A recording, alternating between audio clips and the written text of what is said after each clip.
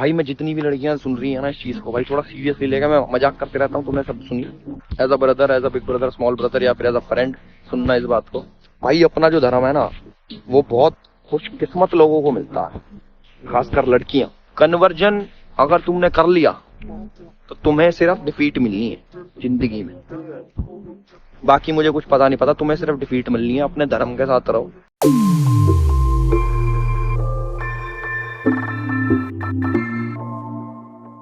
नमस्ते दोस्तों, आप सबका एक बार फिर से स्वागत है आपके अपने YouTube चैनल सत्य सनातन में।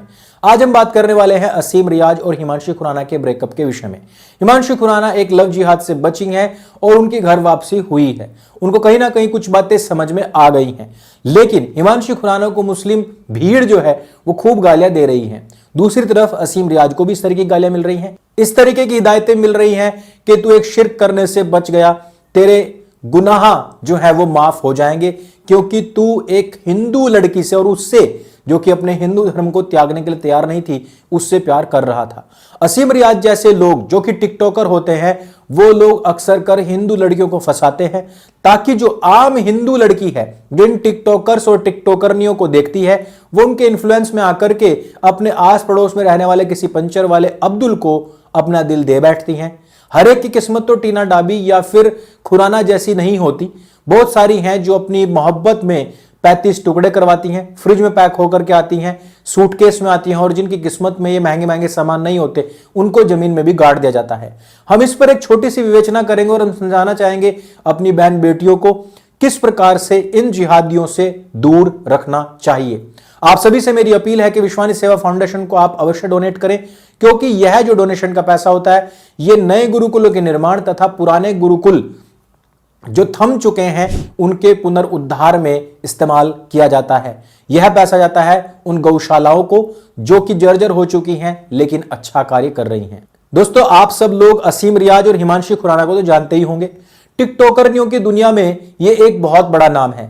आप ये भी जानते होंगे कि रियाज जैसे बहुत सारे लड़के हैं जो टिकटॉक पर हिंदू लड़कियों को फंसाए बैठे हैं। दूसरी तरफ यदि यही मामला उल्टा हो तो वह मामला ऐसा होता है जैसा कि गाजियाबाद में एक मामला सामने आया, जिसमें कि मुस्लिम लड़की ने हिंदू लड़के को कहा कि तुझे कन्वर्ट होना पड़ेगा, मुझसे निकाह करना पड़ेगा, नहीं तो मैं रेप की धमकी दे रही हूं, तेरे ऊपर ये सारे आरोप लगवा दूंगी। ये भी होता है। लेकिन दूसरी तरफ हिंदू लड़कियां मुस्लिम लड़के को कभी भी सनातनी या हिंदू नहीं बनाती हैं, वो खुद कन्वर्ट होकर के चली जाती हैं। हिमांशी खुराना भी इसी प्रकार की बयानबाजी देती आई है। उन्होंने अपने पोस्ट में भी कहा कि मैं बिल्कुल सेक्युलर हूं। उन्होंने एक इंटरव्यू में एक कहा था कि मैं हिंदू की तरह हमारे लोग जो हैं वो मांग मांग नहीं भरते हैं। हालांकि वो जिन सीरियल्स में, जिन प्रोग्राम्स में काम करती हैं, वहां पर वो तिलक भी लगाती हैं और वहां पर वो मांग भी भरती हैं। वो अक्सर कर मंदिर आया जाया करती हैं और वहां पर वो तिलक भी लगाती हैं और पूजा भी करती हैं। लेकिन हो सकता है कि उन लोगों के साथ बैठ करके इस प्रकार का हिंदू विरोधी बयान उन्होंने दिया होगा जो लोग खालिस्तान को सपोर्ट करते हैं। इस इंटरव्यू में आप साफ देख सकते हैं कि उन लोगों के साथ वो बैठी हुई है जो खालिस्तान को सपोर्ट करते हैं और उनके लोगों को सपोर्ट करते हैं। ऐसे में हिमांशी खुराना जो कि लव जिहाद के मामले में फंसती जा रही थी, खालिस्तान सपोर्टर्स ने उनको कोई मार्गदर्शन नहीं दिया। पिछले दिनों हमने देखा था कि हिमांशी खुराना एक इंटरव्यू में कह रही थी कि मुझे एल्विश यादव के वन लाइनर्स बहुत अच्छे लगते हैं क्योंकि उसकी हाजिर जवाबी बहुत अच्छी है। एक वीडियो में एल्विश यादव ने खुद हिंदू लड़कियों को आगाह करते हुए कहा था कि आपका जन्म क्योंकि सनातन में हुआ है, आप बहुत भाग्यशाली हैं और आपको कन्वर्जन नहीं करना चाहिए। हो सकता है हिमांशी खुराना ने यह वीडियो भी देखा हो और वो असीम रियाज से धीरे धीरे दूरी बनाने लग गई हो। हालांकि पिछले दिनों अभी देखा होगा आपने कि एल्विश यादव के ऊपर काफी सारे इल्जाम भी लगे थे, उनमें कोई सच्चाई नहीं और एल्विश यादव आज भी अपना काम कर रहा है। एल्विश यादव का पिछले दिनों एक और मामला सामने आया जिसमें वो हनुमान जी की मूर्ति के सामने बैठ करके तिलक लगा रहा है। उसकी हुडी पर पीछे भगवान राम जी का फोटो बना हुआ है और वो कह रहा है कि दुख दरिद्र निकट नहीं आवे। अब इसको लेकर के भी लिब्रांडुओं की तशरीफ में आग लग गई। उन्होंने कहा कि दुख दरिद्र नहीं बल्कि भूत पिशाच निकट नहीं आवे होता है। हालांकि जब हमने सर्च किया तो दुख दरिद्र निकट नहीं आवे भी हर जगह पर प्रकाशित था। हालांकि वही वन लाइनर जहां पर भी सामने आता है, एल्विश यादव कहता है कि मैंने जो दरिद्र लिखा है वो श्याम मीठा सिंह जैसे लोगों के लिए लिखा है, क्योंकि ऐसे ऐसे दरिद्र जो होते हैं वो अक्सर कर हिंदुओं को ट्रोल करने के लिए आते हैं। वैसे तो श्याम मीठा सिंह का हिंदुत्व या सनातन या उनके पूजा पद्धति से कोई अर्थ नहीं, कोई मतलब नहीं। वो अक्सर कर इन मामलों में हिंदुओं को कोसता काटता ही आया है, लेकिन ऐसे में उसको एक ही लाइन में जवाब दिया जाना बहुत अच्छा लगता है।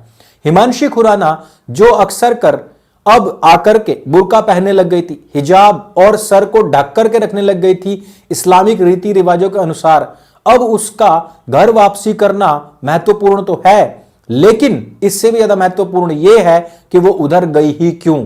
जब हमारे समाज के अंदर लगातार इस प्रकार की घटनाएं आ रही हैं कि जब लव जिहाद में फंसने वाली लड़कियों के साथ में ना केवल यौन शोषण होता है बल्कि उनके बच्चे पैदा करने के बाद उनका कन्वर्जन भी करा लिया जाता है, ऐसे में भी ये लाइमलाइट में रहने वाले लोग और जिन तक मीडिया की पहुंच बहुत ज्यादा है वो लोग इन सब जागरूकता के अभियानों में क्यों शामिल नहीं होते हैं।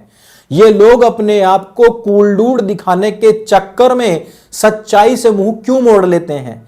ये लोग समाज में जो सच्चाई है, जो वास्तविकता है, जो लड़कियां मारी जा रही हैं, उनकी खबरों को दरकिनार करते हुए शतुरमुर्ग की तरह अपना मुंह जो है, अपनी आंखें बंद करके रेत में क्यों धंसा लेती हैं। ये कबूतरों की तरह बिल्ली को देख करके आंखें बंद करके ऐसा क्यों सोचती हैं कि हमारी मृत्यु हमें दिखाई नहीं दे रही, तो वो गायब हो गई है, अनुपस्थित हो गई है और वो यहां पर है ही नहीं। दरअसल बात यह है कि लिब्रांडुओं के गिरोह में रहने वाले जितने भी टिकटॉकर्स हैं, जितनी भी टिकटॉकरनियां हैं, इन लोगों की बुद्धि कुंद हो जाती है, मंद पड़ जाती है।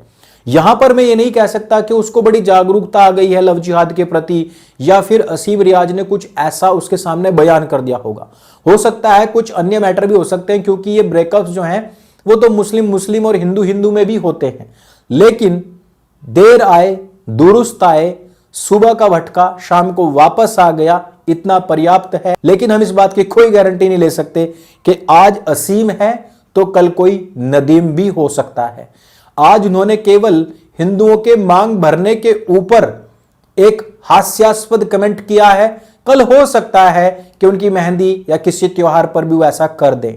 आज हो सकता है कि उन्होंने कह दिया कि मैं सेक्युलर हूं, लेकिन कल वो ये भी कह सकते हैं कि अब नदीम ही मेरे लिए सब कुछ है।